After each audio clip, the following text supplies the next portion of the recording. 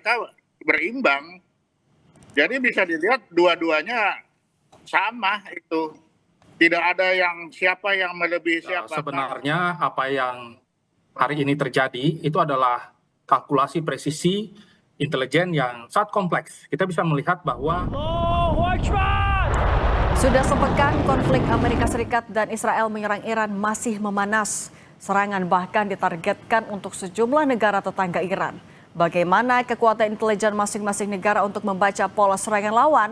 Kita bahas bersama mantan Kepala BAIS Soleman Ponto dan dosen ilmu politik Udayana, Evata Filomeno Borromeo. Selamat petang semuanya. Selamat petang Mbak Cindy. Saya ke Pak Soleman dulu ya. Pak Soleman, salah satu kunci dalam perang kan adalah akurasi informasi. Kalau kita membandingkan kekuatan dan kecanggihan intelijen, mana yang lebih unggul antara Iran dan Israel dan Amerika Serikat? Wah, itu susah Pak membanding-bandingkan seperti itu.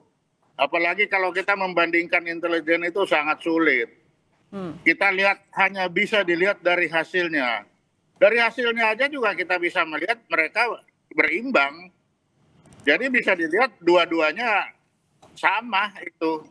Tidak ada yang siapa yang melebihi siapa. Kalau satu lebih hebat, tentunya satu itu tidak akan ada serangan yang masuk. Tapi kan kita bisa lihat, serangan ini dua-duanya mengalami hal yang sama. Jadi kalau dilihat dari hasil seperti itu, maka kekuatan intelijen pun itu tidak jauh beda-beda. Tapi kalau kita melihat indikator keberhasilan itu, dari keberhasilan suatu informasi intelijen itu bagaimana sih membacanya Pak Soleman? Kita tidak bisa mengklaim bahwa itu hasil intelijen. Karena hasil intelijen itu tidak selalu dipatuhi oleh komandan. Intelijen itu kasih 10, nanti komandannya pakai cuma 2, itu bisa. Jadi tidak bisa kita bilang itu hasil intelijen semua, nggak bisa. Nanti komandan marah kalau kita begitu. Dan komandan juga itu bisa memutuskan, saya nggak pakai hasil dari kamu, itu juga bisa. Jadi kami dari intelijen itu tidak bisa mengkomplain, mengklaim, wah itu hasil intelijen hebat. Oh nggak bisa. Nanti komandan marah, karena itu ada di mereka itu. Begitu. Oke, tapi Pak Soleman, oke kita melihat hasilnya, tampaknya Iran bisa mengimbangi Israel dan juga Amerika Serikat. Tapi ketika sasaran serang dari masing-masing negara ini tampaknya bisa menyasar titik strategis, bekal informasi yang mereka bisa kumpulkan itu kekuatannya dari mana saja sih Pak? Mungkin bisa jelaskan, gambarkan biasanya seperti apa? Itu bisa ada dua. Bisa akibat dari memang data intelijen yang lapangan ya, yang empirik mereka dapat, itu yang pertama. Yang kedua bisa itu akibat dari kecanggihan teknologi. Nah, tinggal yang mana? Apakah ada orang, nah kalau orang-orang biasanya orang-orang yang berkhianat, dia ngasih ini posisi yang pasti, tetapi bisa juga posisi pasti itu karena kecanggihan teknologi itu bisa juga gitu. Oke, informasi dan kecanggihan teknologi. Kalau Mas Evata, sebenarnya kalau kita memetakan kekuatan intelijen dan juga memetakan sekutu-sekutu yang ada di wilayah kawasan di Timur Tengah, sebenarnya bagaimana kita bisa melihat, membandingkan mana ini yang lebih unggul sejauh ini?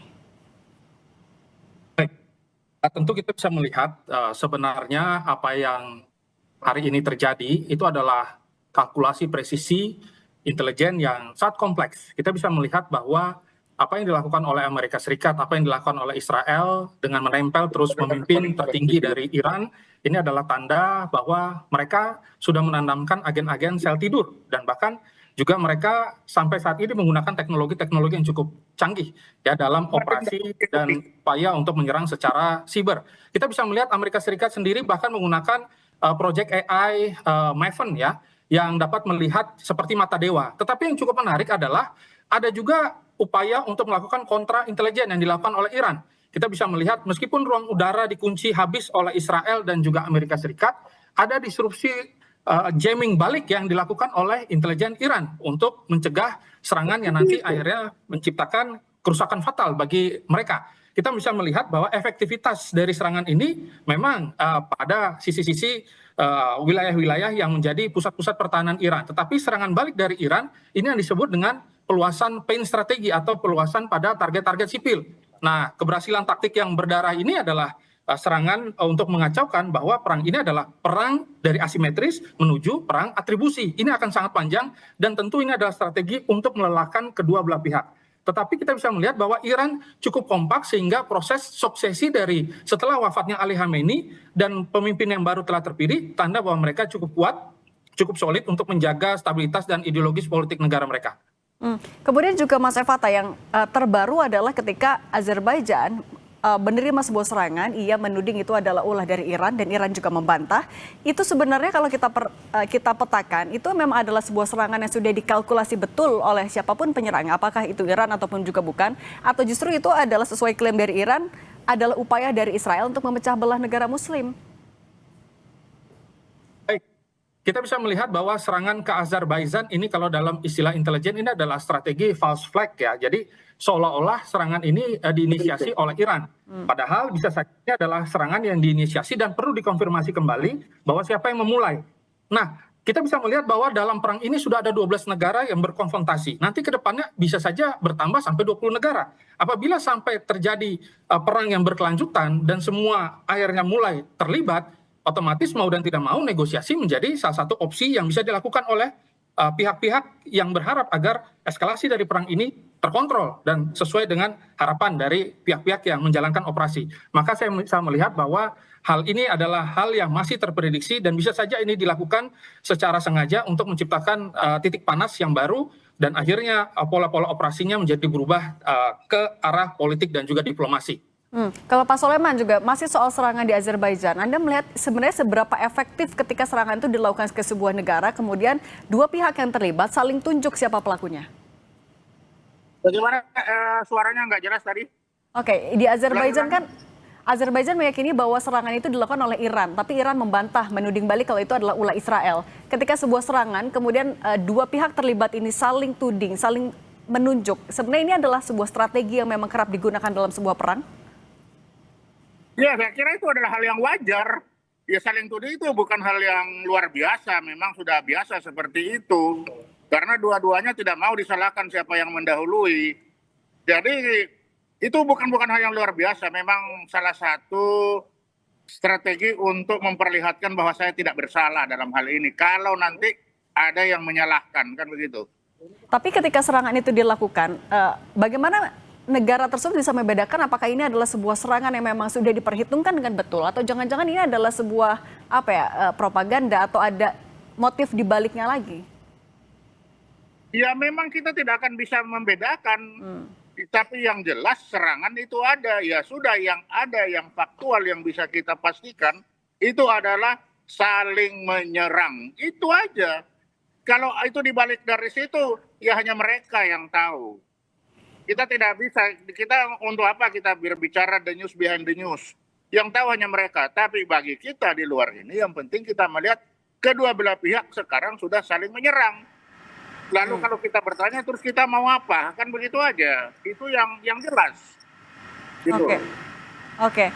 Kita juga bicara lagi soal kekuatan intelijen, Mas Evata. Bagaimana kalau menurut pertimbangan Anda, sejauh mana Iran akan terus bisa mengimbangi kekuatan dan bekal intelijen dari Amerika Serikat dan Israel? Tapi jangan dijawab dulu, kita akan lanjutkan lagi, tetap bersama kami di Kompas Petang.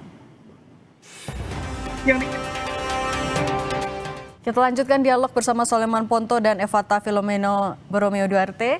Saya ke Mas Evata dulu. Mas Evata, Amerika Serikat bilang kalau ini akan menjadi perang yang panjang dan Iran juga bilang kalau ia siap untuk melakukan hal itu, membalas hal itu. Kalau kita melihat dengan Iran yang saat ini kan juga sedang berupaya untuk menangkal operasi intelijen, tapi yang sedang jadi sasaran dari Amerika Serikat dan Israel, apakah operasi intelijen itu berfokus untuk hanya mencari titik-titik strategi saja untuk diserang, atau justru juga dari dalam mau mengganggu stabilitas dalam negerinya Iran? Baik, seperti yang Sini tadi sampaikan, bahwa operasi ini berupaya semaksimal mungkin untuk melakukan pendudukan, boots on ground. Jadi mereka melakukan upaya untuk menghasut kelompok-kelompok Kurdi, PJAK, KDPI, PAK, dan juga kelompok Komala. Nanti yang kedepannya tinggal akan melakukan konfrontasi yang posisinya mereka itu berada di perbatasan Irak dan juga Iran. Kita bisa melihat bahwa di laut juga ada kurang lebih 30 kapal dari Iran yang akhirnya ditenggelamkan dengan torpedo. Ini merupakan sejarah baru ketika torpedo dihancurkan, ya, ketika torpedo dihempaskan dalam operasi. Nah, ini adalah tanda bahwa sebenarnya dari sisi ekonomi, dari sisi politik, dan dari sisi aspek apapun, Iran sedang terkepung. Dan kita bisa melihat bahwa Cina juga belum menentukan posisi mereka masih netral aktif, dan juga Rusia yang belum menentukan. Maka kalau ditanya, mereka bertahan dari mana? Mereka hanya bisa mampu bertahan saat ini dari posisi logistik untuk melawan dan melakukan serangan balik dengan rudal balistik itu. Tetapi apabila dalam kondisi-kondisi tertentu, hal ini juga akan sulit, ya, dan terpaksa mereka harus melakukan diplomasi ulang untuk menentukan posisi-posisi strategis nanti apa yang harus disepakati agar eskalasi ini segera berakhir. Amerika berharap agar perang ini clean, tetapi nyatanya tidak. Nah, sedangkan Iran sudah siap dengan napas panjangnya, tetapi mengalami collateral damage atau battle damage kurang lebih sekitar 50%. Maka ketika mereka berperang panjang, ini juga akan sangat mempersulit mereka juga. Demikian. Oke. Kalau Pak Soleman, ketika Iran diserang, digempur dari udara, kemudian juga dari stabilitas dalam negerinya juga sedang diganggu oleh menjadi sasaran operasi intelijen. Apakah Iran akan mampu sebenarnya menangkal operasi itu dalam waktu yang panjang? Kalau melihat situasi seperti sekarang, memang untuk jangka panjang, kalau terus-menerus ya seperti ini, sekarang aja seperti disampaikan tadi sudah 50% dari si bangunan sudah hancur. Kalau nanti ditambah lagi dengan operasi intelijen untuk penggalangan yang diturunkan, dibuat situasi di dalam negeri menjadi tidak stabil, ini juga akan membuat situasi semakin sulit. Jadi memang lihat situasi sekarang bagi Iran ini agak mengkhawatirkan. Di laut, torpedo sudah bermain, kapal sekian banyak. Sampai hari ini juga kalau kita melihat udara Iran juga dipenuhi, masih tetap dipenuhi oleh pesawat-pesawat dari Israel. Walaupun juga udara Israel dipenuhi oleh rudal-rudal Iran. Tetapi ini untuk jangka panjang, ini akan kesulitan kalau jangka panjang ya, karena nanti rakyatnya sendiri yang akan menuntut ke pemimpinnya, sudah berhentilah berperang. Kami juga mau makan, kan begitu nantinya. Oke, satu lagi yang juga sedang disampaikan oleh Trump adalah Trump mengancam akan melakukan serangan juga via darat. Kalau menurut Anda, Mas Evata, ini adalah ancaman serius atau gertakan saja? Karena kita tahu Iran juga sebenarnya dikelilingi oleh benteng alami. Ya, saya kira kalau menurut darat... Pak Soleman, sorry, saya ke Mas Evata sebentar. Oke, Mas Evata, silakan. Baik, serangan darat memang tidak terlihat adanya gerakan atau penambahan pasukan. Yang dilakukan oleh Amerika Serikat hari ini adalah menambah pesawat-pesawat tanker untuk mengikat Iran. Nah, ketika mereka menyampaikan bahwa mereka akan melakukan boots on ground atau upaya untuk menerjunkan pasukan, ini adalah upaya untuk melakukan intervensi dan penetrasi secara langsung. Tanda bahwa koordinasi intelijen yang terjadi di dalam pihak IRGC cukup kuat dan operasi penggalangan ini mengalami kesulitan juga. Dan mereka berharap agar perang ini nanti sesuai dengan timeline yang sudah mereka tentukan. Mereka hanya mampu bertahan kurang lebih 2 minggu lagi ke depan. Nah, artinya ini hanya gertakan saja atau memang serius? Terpaksa Donald Trump terpaksa melakukan hal tersebut meskipun Iran dipenuhi dengan benteng alami pegunungan Zargos yang luar biasa ya, dan sebagainya, dan command center mereka yang sudah berada di bawah tanah, tetapi kita bisa melihat bahwa yang sebenarnya nanti dimobilisasi adalah pasukan defense dari Israel, bukan dari Amerika Serikat, kecuali kedepannya mungkin pasukan komando ataupun pasukan-pasukan yang bergerak untuk menyisir dan melakukan blokade terhadap blokade ekonomi yang dilakukan oleh Iran itu sendiri, bukan dalam pusat pemerintahan. Akan sangat sulit karena itu sifatnya urban, dan urban warfare itu dihindari oleh Amerika hari ini. Kerugiannya sangat besar, mereka punya pengalaman dari Irak. Oke, kalau Pak Soleman, Anda memandangnya bagaimana? Apakah apabila memang perang via darat ini memang dilakukan, ini akan menjadi keunggulan dari Iran? Saya kira kalau pasukan darat nanti itu akan masuk dari Israel sana ya. Kalau dari Amerika ke jauh sekali, dan Amerika mungkin masih punya trauma dengan kasus di Afghanistan, kalau pasukan darat ya. Tapi mereka akan mempertahankan seperti tadi disampaikan bagaimana masalah di Irak. Saya kira tidak akan jauh seperti itu, Bu.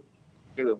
Oke, kalau ini adalah sebuah perang yang harus diantisipasi akan menjadi nafas yang panjang. Iya, ini tidak menjadi harapan semuanya. Tapi Mas Evata, apabila memang harus diakhiri melalui meja dialog, siapa negara mana yang masih akan didengarkan oleh kedua negara? Ya, kita bisa melihat bahwa untuk diplomasi tidak langsung selama ini Oman masih menjadi kandidat yang bisa dipercaya. Tetapi apabila ini terus berlanjut, saya kira diplomasi ini cukup terlambat. Hanya bisa dengan intervensi militer yang cukup kuat dari negara-negara pemegang veto yang lainnya. Kita bisa melihat misalkan kalau Cina nanti masuk atau Rusia nanti masuk. Atau mungkin Inggris ya, tapi mungkin itu sangat sulit ya. Ataupun Prancis itu pun juga berada pada posisi yang cukup abu-abu. Mereka malah mengirimkan kapal perang berada di sana dan mungkin saja membantu Amerika Serikat. Dan NATO mungkin akan berada pada pihak Amerika Serikat. Nah, kita bisa melihat bahwa Iran masih berada posisi sendirian hari ini dan belum benar-benar ada yang simpati. Simpati hanya muncul mungkin dari Pakistan, tidak dari negara-negara yang lain. Tapi kalau perang ini berkepanjangan, bisa saja koalisi dari negara-negara Teluk akhirnya merasa bahwa ada upaya pendudukan secara tidak wajar dan ini mengancam energi dunia dan kita bisa mengalami krisis energi dunia. Maka semua berharap agar ini segera selesai. Demikian. Oke, membawa perang ini ke meja dialog agar ya adu kuat intelijen Iran versus AS Israel jangan berlangsung panjang. Pak Soleman Ponto, mantan Kabais, dan Mas Evata Filomena Boromeo Duerte, dosen ilmu politik Universitas Udayana. Terima kasih sudah berbagi bersama kami. Sehat selalu semuanya. Terima kasih.